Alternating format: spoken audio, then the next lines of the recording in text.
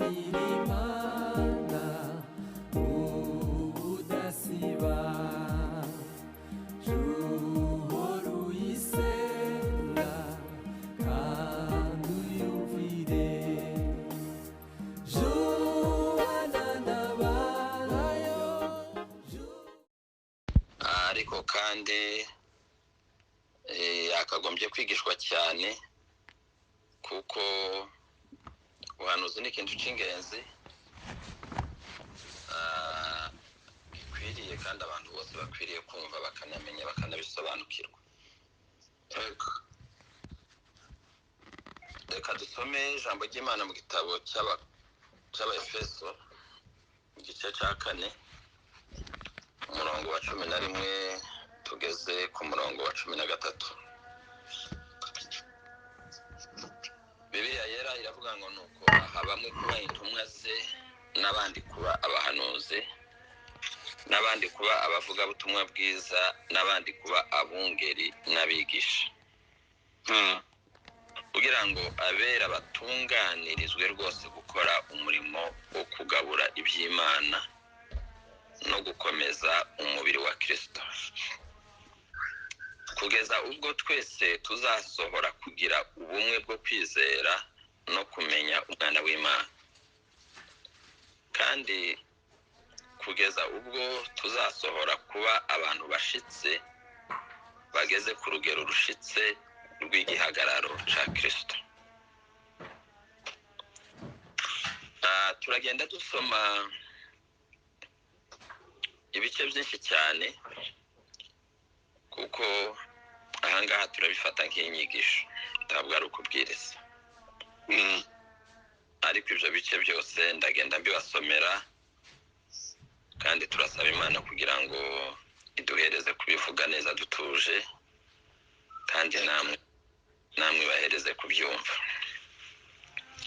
Uyu ni Pawulo wanditse avuga hejuru ya Kristo, aravuga ngo Kristo Yesu amaze kuzamuka ngo ageze mu ijuru ngo yahaye abantu imirimo.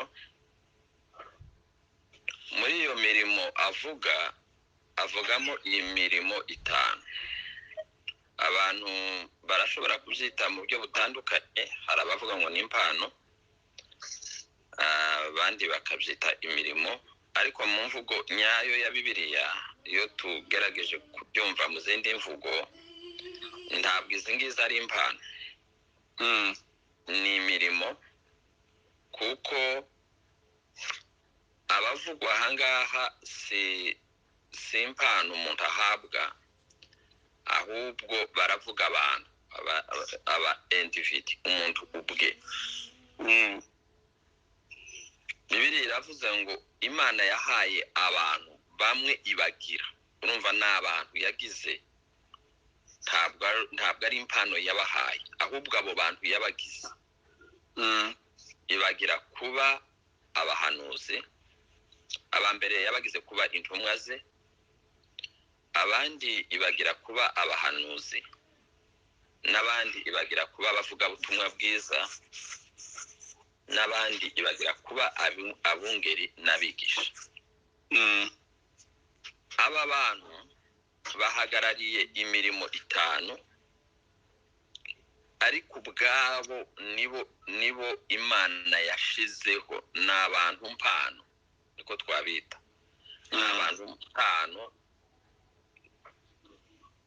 persone do, nukuvuga Imana yatanze abo bantu nk'impano mu bandi, ngira ngo neza biraza kumvikana. Imana igatanga umuntu ikavuga ngo wewe ugiye kuba impano wewe ubwawe, hanyuma Imana ikamuha umurimo. Wa muntu bya bintu Imana yamuhaye akaba ari byo nawe aha abandi. Noneho iyi mirimo ni imirimo 5 kandi yose irepresenta ubwuzure bwa Kristo Yesu, ico yari ari cyo nico yari afite mu gihe yari ari ku isi.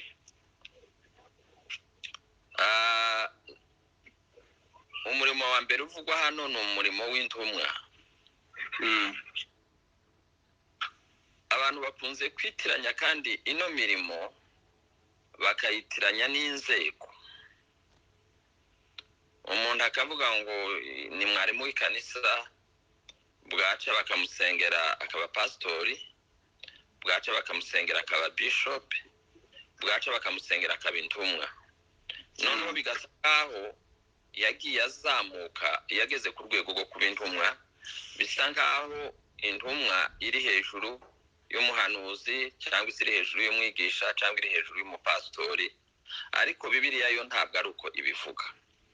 Bibiliya ivuga yuko bano bantu uko ari batanu barareshya, ntawe usumba uwundi, gusa batandukanye ku mikorere. Ariko umurimo buri wese akora n'uw'agaciro kangana n'uwundi bose mu itorero. Amen. Reka mbivuge mu magambo makeya yuko byose sinaza kubiterura ngo nzabivuge, yuko n'ubundi kigenderewe n'ubuhanuzi, ariko kugira ngo mushobore kuba mwabyumva neza, reka mvuge buri muntu we muri iyi mirimo mu magambo magufi ico yaba ashinzwe.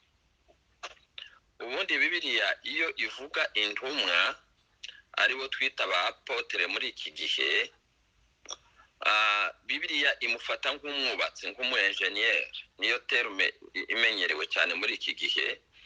Umwubatsi ni umuntu utanga igishushanyo mbonera c'inzu igiye kubakwa. Ni umu-architect mu yindi mvugo, ni umuntu utanga plan. Ni umuntu ushobora kugera ahantu mu mujyi, mu muhana, akamenya ibikwiriye kubakwa muri uwo muhana, akamenya ibibura, akamenya ibyo atunganya. Ni hahandi Pawulo usanga agenda avuga kenshi ngo nashizeho urufatiro abandi bubakaho. Umuntu ufite iyerekwa ryo kubaka, kandi icyo yubaka ni iki? Si ikanisa ry'ibiti n'amabati cyangwa ry'amatafari, ni imitima y'abantu, kuko niryo torero rya mbere, niryo torero ry'ibanze. Intumwa rero ifite ubwo buntu Imana yamuhaye bwo kubaka iby'Imana.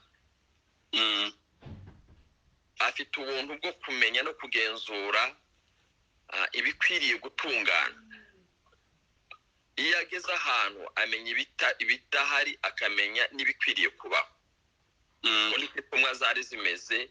Iyo usoma amakuru ya Pawulo ageze muri Efeso, ababwira ngo nageze hano ndagenzura nsanga mufite ibigirwamana byinshi, ngo ariko hari n'izina nabonye ngo ry'Imana itazwi. Iyo Imana itazwi niyo ngiye kubabwira. Ahita amenya ibikwiriye gukora. Hanyuma umuhanuzi wereka mbe muretse ndaza kumugeraho, yuko ni gukurikira. Noneho ngo akaza n'abavuga butumwa bwiza.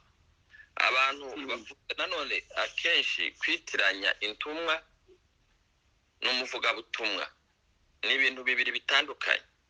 Umuvuga butumwa ni bari twita aba evangeliste, ni umuntu Imana yahamagaye imuhereza ubuntu n'umutwaro wo kuzana abantu kuri Yesu. Amen. Nukuvuga ngo ikintu kimuraza ishinga nuko we abona abantu baza kuri Yesu. Iyo ageze ahantu we icyo areba gusa areba abapagani. Ubuzima bwe n'amasengesho ye n'imitekerereze ye ni ukuzana abantu kuri Yesu. Hari umugabo witwa Dave, ni umugabo abasomye igitabo cya Rick Warren, ise wa Rick Warren. Rick Warren yamuvuzeho, numva avuze ikintu cyiza cyane. Aravuga ngo uyu mugabo yari umuvuga butumwa bwiza, agenda azana abantu kuri Yesu, yuko umurimo we ni ukubwira abantu ubutumwa bwiza bwa Yesu Kristo mu mbaraga z'umwuka wera. Hanyuma Yesu Kristo niwe wikiriza abantu, niwe uzana abantu kugakiza. Ko buriya ntabwo ariko tuzana abantu kugakiza, twebwe tuvuga ubutumwa bw'Imana mu mbaraga z'umwuka wera, hanyuma umusaruro cyangwa se resultant tukazirekera Imana.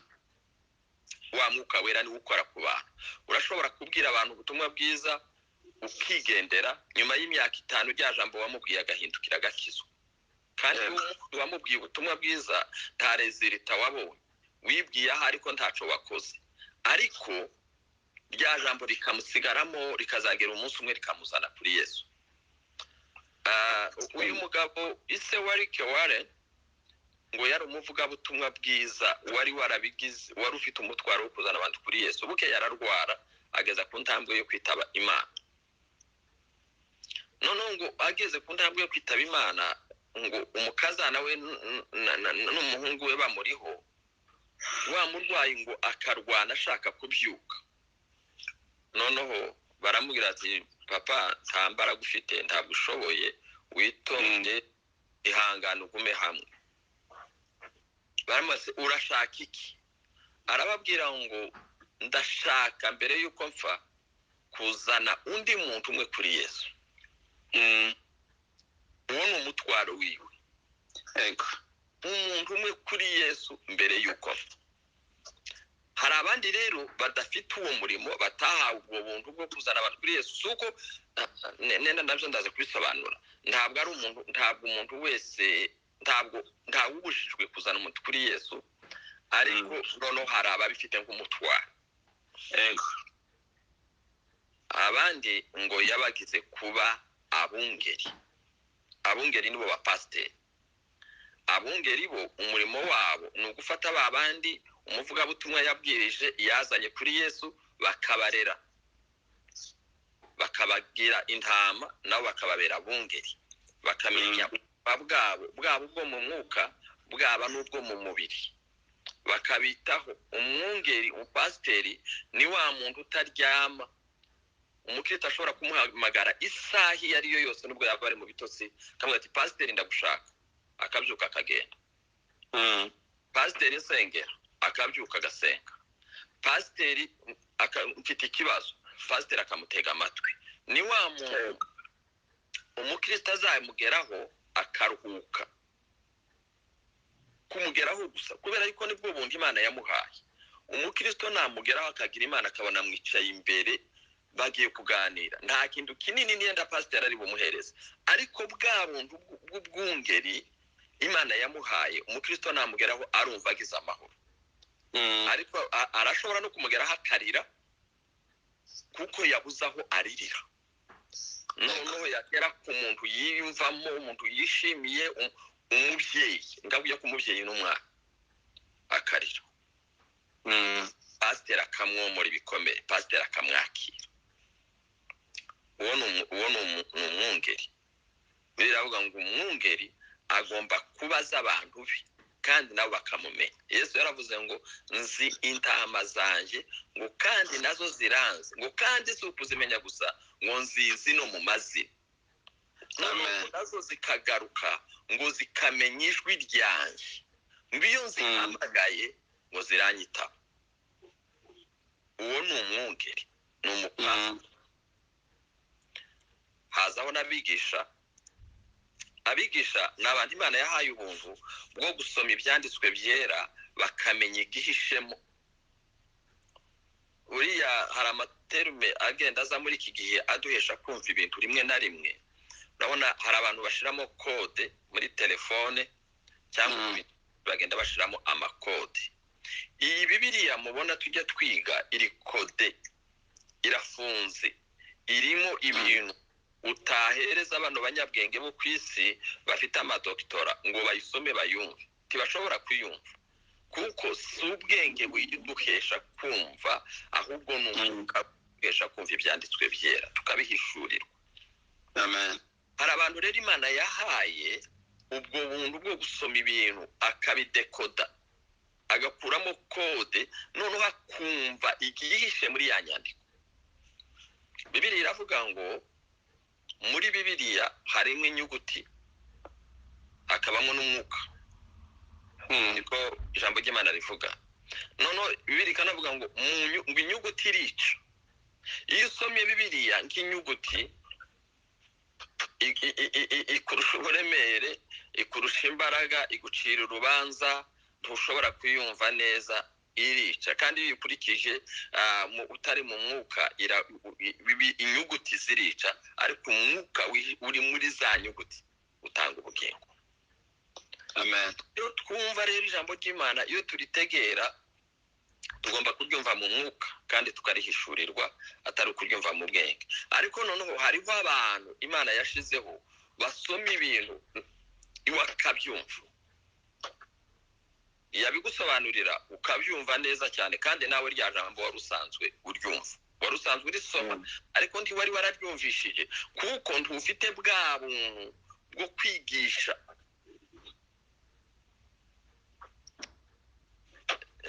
Ni ikintu cy'ingenzi rero tugomba kugenda twumva buri muntu wese. Noneho haza kuza nk'umuhanuzi, ariko ntaravuga ku muhanuzi reka mbabwire noneho aba bantu Imana yabashizeho kugira ngo bakore iki. Icyo bakora ntabwo bashinzwe gusa kwigisha, abigisha ntibashinzwe gusa kwigisha, abungeri ntibashinzwe gusa kuba abungeri, intumwa ntizishinzwe kuba intumwa, n'abavugabutumwa ntibashinzwe gusa kuba abavugabutumwa, ahubwo bashinzwe gucuranura bwa bundi Imana yabahaye, kubucuranurira mu mitima y'abera. None ugasanga mu rusengero mu ikanisa abakristo bahawe buno buntu bwuzuye, bino bice byose barabifite. Noneho harimo abakristo bafite ubuntu bw'intumwa, bafite ubuhanuzi, bafite abungeri, bafite mu buryo umukristo ashobora kubera undi mukristo mugenzi wiwe pasiteri, kubera yuko icyo pasiteri yakoze muri rya torero yigishije abakristo nabo kuba abapasiteri.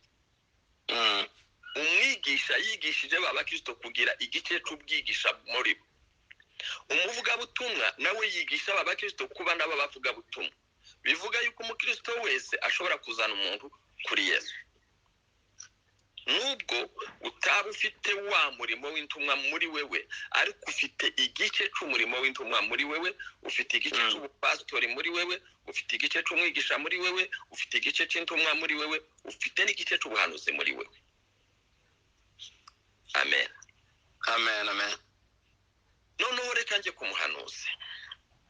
Umuhanuzi ni umuntu nawe wahawe kumva Imana, kumenya no gusobanukirwa icyo Imana iri kuvuga muri iki gihe, kumenya no gusobanukirwa imigambi Imana ifitiye abantu.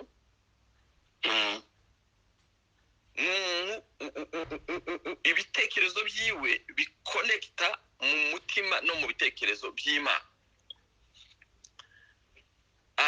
Ashobora guhanura, turaza kubireba nitubona umwanya. Ubuhanuzi buri direct cyangwa buri indirect, ni ukuvuga ubuhanuzi hari amagambo amwe na rimwe tubona ko tuvuga ubuhanuzi buziguye n'ubutaziguye, kuvuga buje neza mwiyerekwa, cyangwa se ashobora kuvuga ibintu ukazagenda ubyumva. Ndaza kubigeraho nenda inyuma kuko hari aho tujya kubigeraho. Ubuhanuzi rero nk'impano cyangwa se nk'umurimo twahawe, ni umwe mu mirimo mu matorero, cyane cyane mu matorero yacu, wamamaye cyane, wavuzwe cyane, wakozwe cyane, ariko kandi wabayemo dega nyinshi, wabayemo amakosa n'amafuti menshi. Wasenye abantu, wasenye imiryango, wasenye n'amatorero. Kandi Imana ntishobora guhagurutsa umuntu wo gusenya. Imana ntiyahagurutsa umuntu wo guteranya. Imana ntiyanahagurutsa umuntu wo kuzana iterabwoba. Tuzareba neza niba ari uyu munsi cyangwa ari ejo icyo ubuhanuzi ari cyo. Niba umuntu rero Imana imuhagurukije kuba umuhanuzi, umuntu arashobora kuba umuhanuzi ariko akaba akeneye kwigishwa, akeneye kuyoborwa, akeneye gufashwa kugira ngo bwa buhanuzi bwiwe bufate umurongo. muri Samweli wa mbere niho baduheza urugero rwa Samweli nyine Imana itangiye kumuhamagara kuba umuhanuzi. Ntabwo yashoboye kumenya no gusobanukirwa imvugo y'Imana no kuvuga kw'Imana. Imana yaramuhamagaraga aho kwitaba Imana akajya kwitaba Samweli, nako akajya kwitaba Eli. Kagenda akabwira Eli ngo urampamagaye inshuro 3 zose, kugeza ubwo Eli amubwira ati rero uwo muntu niyongera kuguhamagara witabe uvuge ngo karame mwami vuga ndumva. Samweli ari kwigishwa. Ibintu byinshi dukoramo amakosa nuko dukora ibintu kubera kutiga no kutigishwa no kutembera kuba munsi y'ubuyobozi no kudakora dukoreshejwe, none abantu bagashaka kwikorera ubwabo. Ikindi, Imana irema umuntu tugihariya mu itangiriro, Imana yaremye umuntu ufite ubushobozi bwo kuyumva, kandi ntibyasabye ko Imana ibanza kumutoza kuyumva. Imana yaremye Adamu, imaze kurema Adamu iramuvugisha. Adamu arumva, Adamu arasubiza. Na Eva nuko niko byari bimeze. Nukuvuga ngo Imana irema umuntu yamuremye afite ubushobozi bwo kumva Imana. Imana ni data. Imana ni data wa twese. Ntabwo rero umuntu yaba papa wawe ngo hanyuma uwo muntu ngo mubeho mutavugana. Ngo nuzajya kuvugana nawe uje gushaka undi muntu cyangwa uje kunyura mu wundi muntu. Ibi ni ukutamenya, ni ukudasobanukirwa abo turibo n'urwego Imana yaturemyemo n'icyo Imana yatugize cyo muri Kristo Yesu. Kuko mu muntu wese afite ubwo bumenyi n'ubwo bushobozi bwo kumva Imana. Nubwo twavuga ko hariho noneho ababihawe nk'umurimo n'abandi babihawe nk'impano, ariko nanone muri rusange umuntu wese wakijijwe ufite umwuka w'Imana muri we afite kumva Imana ivugana nayo. Kuko muri Yohana igice cya 4 umurongo banza ari ku 17 gutya, aho Yesu yaganiraga n'uriya mugore w'Umusamariyakazi, baganira ibintu byinshi. Umugore agera ahamubwira ati ariko ati ndatekereza menye neza yuko uri umuhanuzi. Yesu aramubwira ngo reka nkubwire. Yarambwiye ibintu byo gusenga. Umugore aramubwira ati mmusengera hariya natwe tugasengera ahangaha. Yesu aramubwira ati reka nkubwire wa mudamu we, Imana ni umwuka. Abayisenga bakwiye kuyisenga mu mwuka no mu kuri, kuko bene abo ngabo ngo nibo data ashaka ko bamusenga. Noneho reka duhite twigarukaho twebwe. Imana ni data kandi iyo Mana ni umwuka, kandi irashaka ko natwe tuyisenga mu mwuka. Kandi kugira ngo tuyisenge mu mwuka nuko yaduhaye umwuka wayo. Kuvuga ngo wa muntu wahawe umwuka w'Imana, uwo muntu yemerewe gusenga Imana, kuko wa mwuka w'Imana ari muri wewe. Tuvugana n'Imana mu rurimi rwawe, tuvugana n'Imana muri karakteri no muri kamere za. Uvugana n'Imana mu mwuka. Tuvugana n'Imana mu mwuka nubwo dukoresha amagambo y'indimi zacu.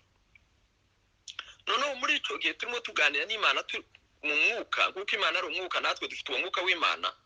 Ico gihe biduha kuvugana n'Imana, Imana ikatwumva natwe tukayumva. Iyo dusenga tuba dushaka ngo Imana itwumve. Ni gute twabwira Imana ngo itwumve ariko noneho twebwe tukumva yo itubwiye ko tutayumva? Kandi gusenga ni ukuganira n'Imana. Tuvugana n'Imana nayo ikavugana natwe. Muri mu Korinto Paulo yaranditse aravuga ngo ninde muntu ushobora kumenya icyo Imana itekereza? Yaranavuze ngo ninde wamenya icundi muntu atekereza? Ngo ntawe, mukeretse ufite umwuka wa muntu. Nukuvuga ushoboye kugira umwuka w'umuntu, ushoboye kugira ngo umwuka wa Aimable cyangwa bakagira umwuka wa namenye ibyo ari gutekereza. Ariko nkuko bitakunda ko ngira umwuka wiwe, ntabwo namenya ibyo ari gutekereza, nubwo rimwe na rimwe tumenya ibyo abantu bari gutekereza. Ariko noneho aravuga, Pawulo aravuga ngo ninde wamenya ibyo Imana itekereza, ninde wamenya ibyo Kristo atekereza? Aravuga ngo twebweho twahawe gutekereza kwa Kristo. Amen. Nimba twarahawe gutekereza kwa Kristo, ni ukuvuga muri ya mitekerereze ya Kristo turatekereza, tugatekereza nk'Imana. Tekereza nk'Imana, kuko Kristo yaravuze ngo njyewe na Data turi umwe. Aravuga ngo mbonye ababonye Data. Turaja ku ibindi jambo iri twasomye ukuntu ritubwira mu buryo bwiza bwumvikana cyane. Icyo ndimo nshimangira ni iki? Umuntu wese Imana yamuremanye ubushobozi bwo kumva Imana. Adamu yaganiriye n'Imana bitiriwe binyura mu yandi masomo, ntibyige. Imana yamuremye ihita imuganiriza. Reka mbabwire ijambo rimwe riza rinezeza cyane rya Adamu, nk'amagambo nk'abiri bigaragaza dimension Adamu yari ariho, urwego Adamu yari ariho. Urwego rwa mbere rutwereka ibintu Adamu ukuntu yari aremwe mu shusho y'Imana. Imana yamaze kurema ibintu byose, Imana iramubwira ngo ngahe nawe naremye, ngahe nawe noneho wite amazina. Ubundi kwita izina ubwabyo mu mategeko nta muntu wemerewe kwita umwana izina keretse ababyeyi bujya mwana. Kuko izina nibyo muntu, n'imigani yacu ni kwivuga ngo izina nibyo muntu, n'ubushobozi n'ubutware umuntu ahereza uwundi. Iyo nkwise izina mba nguhaye ubutware, mba transfeye, mba nshize ubutware bwanjye muri wewe, nkugize uwo uri we. Kwita izina, Imana iramubwira ngo wite ibintu amazina. Biriya deja bitujyanye mu buhanuzi, kuko Adamu yaremwe ashobora kuvugana n'Imana, yumva Imana n'Imana imwumva, yashobora kumenya n'ibyo Imana itekereza. Ngo Adamu yita ibintu byose amazina. Bibiliya iravuga ngo kandi nguko yabyise niko byiswe. Ni ukuvuga yamaze kwita ibintu amazina, Imana iravivura. Yavuga ngo iki cyitwa gutya, iyi ni inzovu. Imana ikavuga ati nanjye nuko nari kuyita. Dusangiye ibitekerezo, kuko Adamu yaje kwita ibintu amazina atari byo, Imana ntiba yaremeye ko ibyo bintu byitwa ayo mazina kuko byaremwe n'Imana. Adamu yita ibintu Imana ngo irabyemera. Amen. Imana igiye kurema Eva iramusinziriza, kandi tuzi gusinzira icyo ari cyo. Imukanguye, kuko Adamu yari afite imitekerereze y'Imana. Ntabwo Adamu yamenye ibyabaye, ariko yarabihishuriwe. Kuko nta muntu babaga ari maso, kandi biriya tubwira ngo yari asinziriye ngo ibitotsi biri profond. Imukuramo urubavu ngo irurema nk'umugore. Imuzanye, Adamu amubonye amwitegereje ngo araseka, aravuga ati noneho, mu Gifaransa bizayivuga neza ngo voici un autre moi-même. Uyu nundi jewe.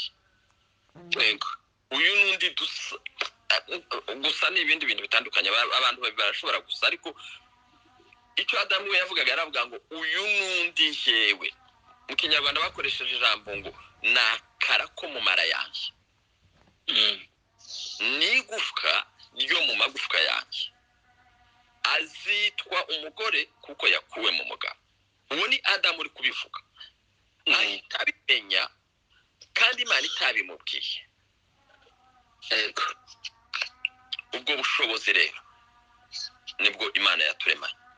Reka mbabwire ikindi kintu kinje mu mutwe, buriya naza mvuga ibyo kwita amazina. Iyo dusoma inkuru za Yakobo, dusanga Yakobo abyara abana biwe bari 12. Ntabwo yabise amazina. Muzi impamvu? Nuko yari munsi y'ubundi bushobozi butari ubushobozi bw'Imana. Akikwara abantu ntayerekwa ntayishyurirwa yari afite. Yari munsi y'ubundi butware ngo yabyara umwana abadamu bakamwita amazina, yabyara umwana abadamu bakamwita amazina, abana bose abyaye abadamu bakabita amazina, kugeza umunsi yagize iyerekwa n'ishurirwa ryo kuva kwa Labani. Umunsi yatoye inzira aragenda, ageze mu nzira abyara umwana wa nyuma witwa Binyamini. Amaze kumubyara, nyina amaze kumubyara, nyina ngo amwita Beno, bisobanura ngo amubyaye ababaye.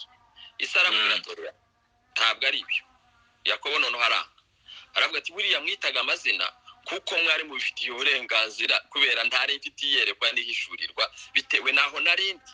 Ariko ubu nyine sinkiri wa wundi Yakobo, ubundi mfite noneho kwita umwana wanjye izina, amwita Binyamini. Ikindi, Yakobo ngo agiye gupfa ahamagara ahamagara abana bose biwe bose, arongera avugurura ya mazina. Buri mwana wese amuha umugisha ujyanye n'izina ryiwe. Amen. Bivuga guhabwa ubushobozi buvuye ku Mana ukabutaransfera. Imana iduha ubuntu bwo guha abandi.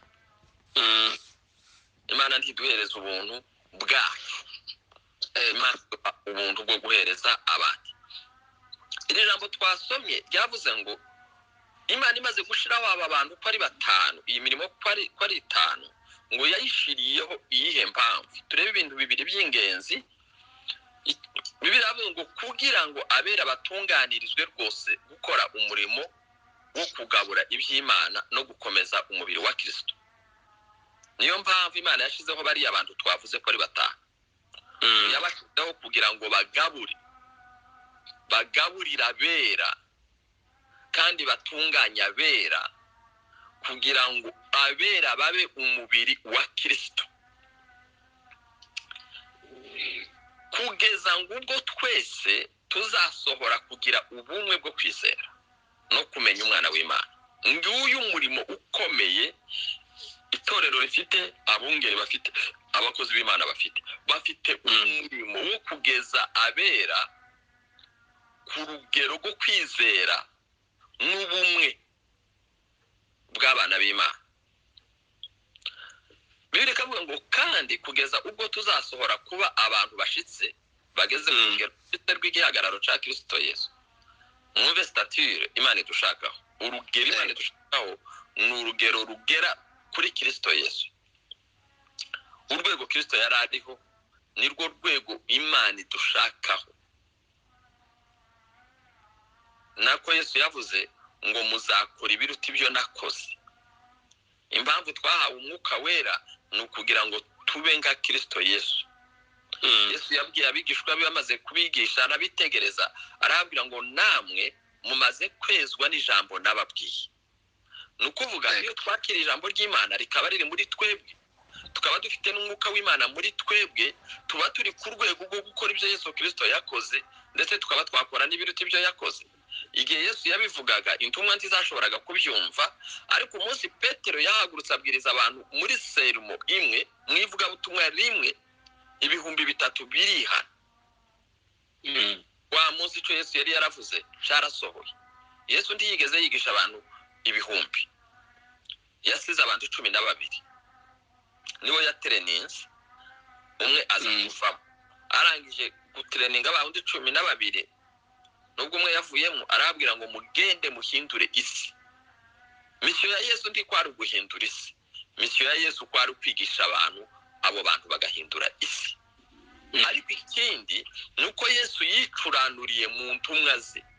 Nukuvuga yarabubatse abageza ku rugero rwiwe. Arangije kubageza ku rugero rwe, aravuga ngo mugezaho shobora kubatura. Haraho yavuze ngo naje kujugunya umuriro mu isi, umuriro waratse takindi. Dusomye Abakorinto ba kabiri nako ba mbere, Abakorinto ba mbere igice cya 12 umurongo wa 27 kugeza ku 29. Haravuga ngo nuko rero muri umubiri wa Kristo, kandi umuntu wese wo muri mwe ni urugingo rwabo. Iyo rero turimo twiga, turimo twigishwa, turimo twigisha, turigisha abantu kuba urugingo rushitse rw'umubiri wa Kristo. Umuntu wese akumva ko ari urugingo. Umubiri ufite ingingo nyinshi zitandukanye, ariko zose zikitwa iz'umubiri umwe, tizitwa iz'imibiri myinshi, kandi zose zigakora kubw'inyungu imwe ya wa mubiri. 28 akavuga ngo Imana yashizeho bamwe mu itorero, ubwa mbere intumwa, ubwa kabiri abahanuzi, ubwa gatatu abigisha, maze ishiraho abakora ibitangaza.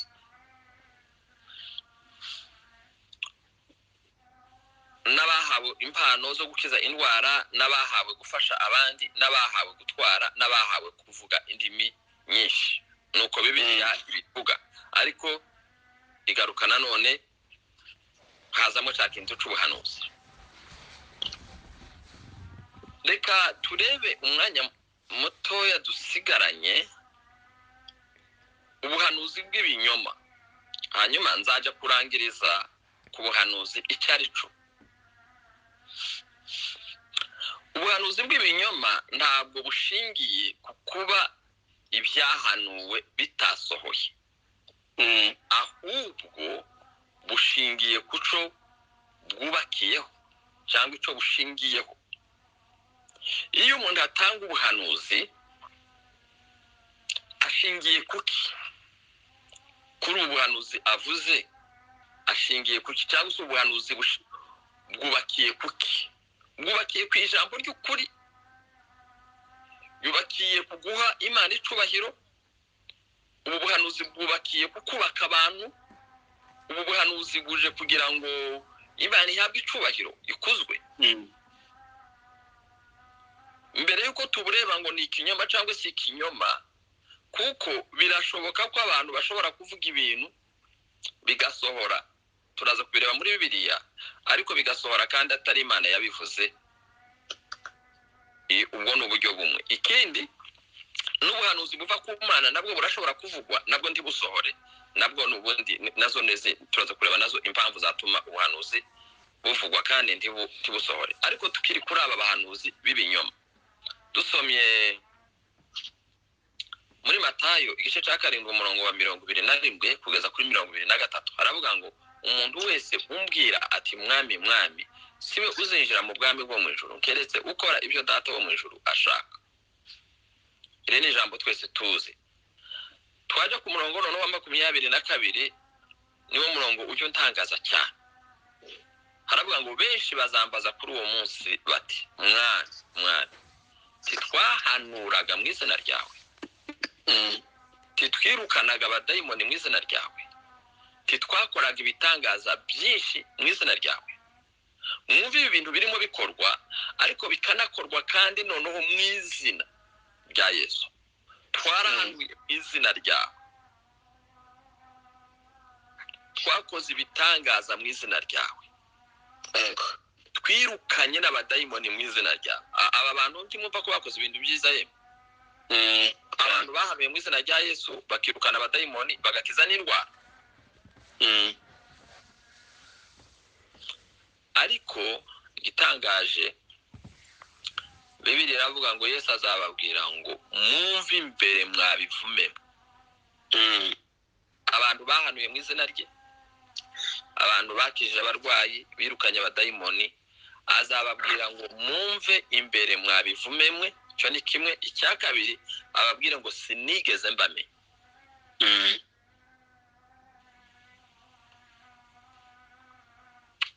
Kubera iki Yesu avuga aya magambo akomeye gutya iyo abantu atamenye kandi bakoze ibintu mu izina ryiwe? Zimwe mu mpamvu ushobora kubona nka zibiri. Iya mbere ni ugukora ibintu utatuma, kandi ntekereza ko abantu ahangaha batumva cyane icyo gutuma biba bishatse kuvuga, ariko iyo tubisobanukirwe neza turabyumva. Imana ntabwo ari Imana y'umuvurungano, ya desordre. Imana ni Imana ya gahunda. Imana ni Imana ya ordre. Imana ikorera muri ordre, Imana ikorera mu muco, Imana ikorera mu nzego. Nkunze kubwira abantu kenshi iyo turimo tuganira n'abantu muri za ministeri, abantu ibintu nk'ibyo ngibyo, nenda ndajya kuvuga byinshi abantu bakabanaje kuvuga ati nanjye ibyo birimo, ariko reka twumve ibi bintu. Imana igihamagara abantu ikanabakoresha, ariko ikabakoresha mu nzira zayo zemewe zigenwe. Imana ihamagara Pawulo, n'iryo jambo ndarifite hano niyo tuzaza kurigeraho, yaramwihishuriye ubwayo, iramwihishurira arayibona. Pawulo aganira n'ijwi, abona n'umuco umutunguye. Ariko Imana irangije iramubwira ngo ugende ujye kwa Ananiya. Imana ndi yamutumye ngo ajye gukora. Imana yamutumye ku buyobozi, Imana yamutumye ku nzego, Imana yamutumye mu itorero. Nyuma yabwo avuye kwa Ananiya yagiye Yerusalemu ngo ajya kureba Petero na Yakobo na Yohana, ngo inkingi z'itorero. Iyo rero umuntu akora ibintu atabikorera mu buyobozi bw'itorero, uwo muntu arashobora gukora ibintu byiza, ariko kandi bifite agaciro, kuko ntiyatumwe, ntari gukorera mu nzira nyayo ikwiriye Imana. Reka mbabwire iki kintu uko njya ncyumva. Dufate urugero rw'inzego za leta. Muri leta hariho perezida, hakabaho abaminisitiri, hakabaho abaprefe, ukamanuka ukagera ku rwego rw'ibanze, kandi uko niko byubatse mu bihugu byose. Ugiye gukora ikintu cyose, ugiye gukorera abaturage, ikintu cyose cyiza cyane ugiye gukorera abaturage, ugikoze utabinyujije mu nzego zibyemera zibishinzwe, nubwo cya kintu uri gukora ari cyiza bazagufunga. Kubu ngahaguruka nkagenda nkajya muri Kongo cyangwa nkajya mu Rwanda cyangwa mu Burundi, nkubaka ibitaro abiherewe uburenganzira na leta, narangiza nkazana abaganga, ngatangira kuvura abantu, ndafite inzandiko zinyemerera kuvura abantu, nubwo mfite ubumenyi, nubwo mfite ubushobozi, ariko simfite uburenganzira. Icyo ni icyaha gihanwa n'amategeko. Ariko mu ikanisa niho usanga abantu badakurikiza amategeko, bakora ikintu cyose uko bashaka. Umuntu wese agahaguruka akigisha, umuntu wese agahanura, umuntu wese agahaguruka akavuga. Ibyo turimo tubwira abantu ko turabwira imitima, ko turubaka imitima, ko turabubaka gute. Pawulo yaravuze ngo umuntu wese arebe uko yubaka. Nashizeho urufatiro ngo ariko umuntu wese yubake kuri urwo rufatiro, ngo kandi arebe uko yubaka. Ntabwo ari ibintu byo gupfa kubaka uko ushaka. Umuntu arashobora kuba umuhanuzi w'ibinyoma, atari kubera yuko yahanuye ibinyoma, nubwo yabahanuye ibivuye ku Mana, ariko kubera yuko yahanuye mu buryo butemewe. Reka ngira ngo iminota yanjye yashize. Uracafite iminota yawe 7. Maximum issue. Okay. Ijuru ntabwo ryagenewe abantu beza, ahubwo ni iby'abakora ubushake bw'Imana. Umuntu arashobora kuba mwiza, ariko bya byiza byiwe bitari mu bushake bw'Imana. Icyo Imana ishaka ni ugukora ibintu mu bushake bwayo. Reka mbahereze uru rugero ariko tuza kurangirizaho. Balamu yari umuhanuzi w'ibinyoma, nubwo ibyo yahanuye byari ukuri.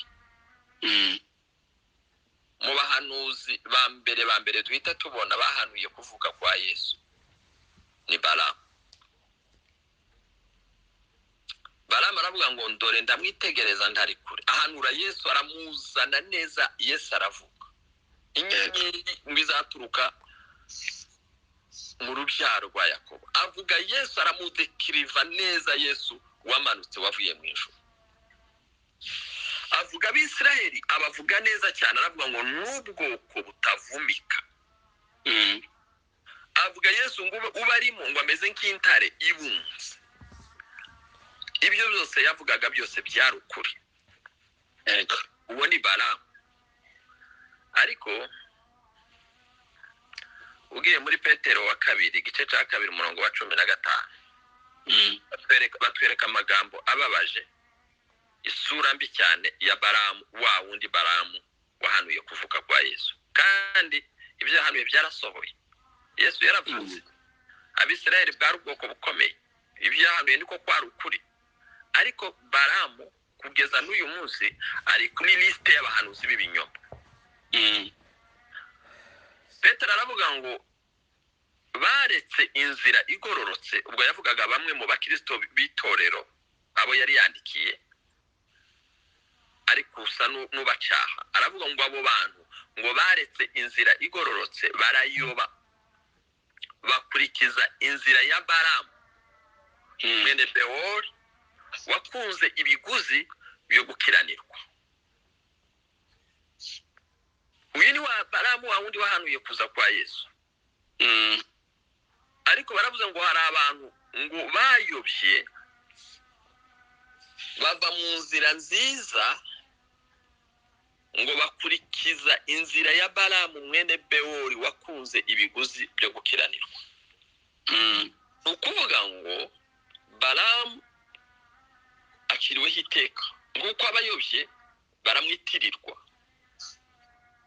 Kandi icyo yazize niki ngo yakunze ibiguzi byo gukiranirwa. Imana yaramubujije 1, 2, 3 ko atajya guhanura, ariko Baraki akamubwira ngo ndaguha nibi, ndaguheza ibi. Akareba ya mafaranga akumva n'icyo Imana imubwiye, ariko agakunda amafaranga kuruta icyo Imana imubwiye. Aranga kugeza ubwo Imana imubwira ngo genda ibyo nkubwira ari byo uvuga, ariko ntabwo ugiye ngutumye kuko wakunze amafaranga, washize inyungu imbere. Ibyahishuwe 2:14 haravuga ngo ariko rero mfite bike kugaya, kuko iwanyu ufite abakomeza inyigisho za Balamu wishije Balaki gushira igisitaza imbere y'Abisirayeli kugira ngo barye intonorano kandi basambane. Uyu Balamu amaze kubona yuko ubuhanuzi bwiwe bwahaye umugisha Abisirayeli, noneho yaragarutse agira Baraki inama y'uburyo bazabigenza ngo bigisha Abisirayeli gukora ibyaha.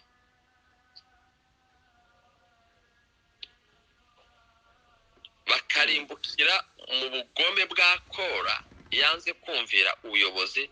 Ibi biri mu gutegeka kwa 2.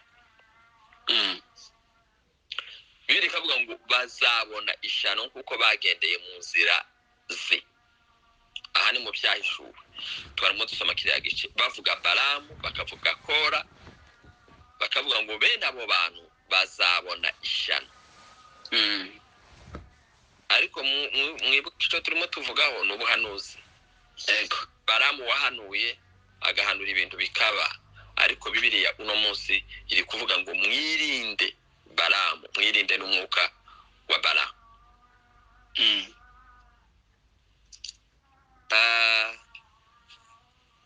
Iri jambo ravuga ngo bazabona ishyano kuko bagendeye mu nzira ya Kayini. Kayini ngo yanze kumva Imana, nuko Imana yari yamubwiye ngo nukora iciza uzemerwa. Mu gutegeka igice cya 4 umurongo wa 7 ngo bagahomboka bakirukanka batirinda bakiroha mu cyaha cya Balamu. Turacamo tuvuga Balamu yohejwe n'ibiguzi n'icubahiro. Gutegeka kwa 2:22 umurongo wa 17 azagushira hejuru aguhe ibyo ushaka byose. Iki ni ikindi gice naringezeho. Ahangaha bari kutwereka Balamu, bakamutwereka nk'umuntu wahanuye, ariko kandi bakamutwereka nk'umuntu wabaye umuhanuzi w'ibinyoma kandi wabaye icyitegererezo kibi. batweretse na Kayini Imana yaganirije iramubuza ariko aranga akora amakosa. Imana yamuganirije yavuganye n'Imana, uwo nawe deja tumushira ngo mu rwego bw'abahanuzi kuko aravugana n'Imana. Muri iki gice cyo mu Byahishuwe aravuga ngo ariko rero mfite bike nkugaya kuko iwanyu ufite abakomeza inyigisho za Balamu wigishije Balaki. Uyu Balamu rero ni umuntu wahanuye ariko kandi uri mu bahanuzi b'ibinyoma. Reka ngarukira aha, ejo nzavuga mpereye ahangaha dukomeze ndebe ko nzasoza iri somo kuko ni rirerire ariko Imana izadufasha turisoze. Kandi abantu nibagira ibibazo turi kumwe n'abigisha benshi ahangaha bazabibaze bazasobanura, nanjye ubwanjye mwambaza nkazagerageza gutanga ibisubizo. Tuzarangiza tuvuga ubuhanuzi niki, tuzanavuga hejuru ico ubuhanuzi butari co, numva ari utwo tuntu tubiri nzavugaho, hanyuma ngasoza nkazaba nsoze iri somo. Mana turagushimiye tuzaba duhaye umwanya duhaye kuganira kuri ijambo ryawe. Turivuze muri ubu buryo dushobojwe, ariko turasaba umwuka wera kuryumvisa abantu no kubasobanurira, kuryagura no kurigira rinini muri twebwe. Washizeho mu itorero ryawe intumwa, ushira abahanuzi, ushira abigisha, ushira abavuga butumwa n'abungeri, kugira ngo umubiri wa Kristo Yesu wubakwe. Reka umubiri wa Kristo wubakwe kandi wubakwe nk'uko bikwiriye, wubakishijwe ijambo ryawe rizima rikwiriye, maze natwe tube ingingo z'umubiri wa Kristo zikwiriye, zikora imirimo myiza ikwiriye ya Kristo Yesu muri iki gihe cyacu. Ushobotse benshi ariko cyane turakwinginze wa Mana we, pfundura amatwi yacu y'imitima kugira ngo tubashe kukumva. Titujye gushaka ijwi ryawe ahandi, titujye kumva abandi bakuvuga. Natwe dufite uburenganzira bwo kukumva kuko natwe turi abana bawe. Twigishe kumva ijwi ryawe, dusomye ibyanditswe byera, turimo twiga ijambo ryawe, tureba kubigenda, tureba kubituzengurutse. Ibyo byose bitwigishe kukumenya kandi bitwigishe kuvugana nawe. Izina rya Yesu Kristo umwami wacu, amen. Amen. Arakoze Pasiteri, Imana iguhe imigisha.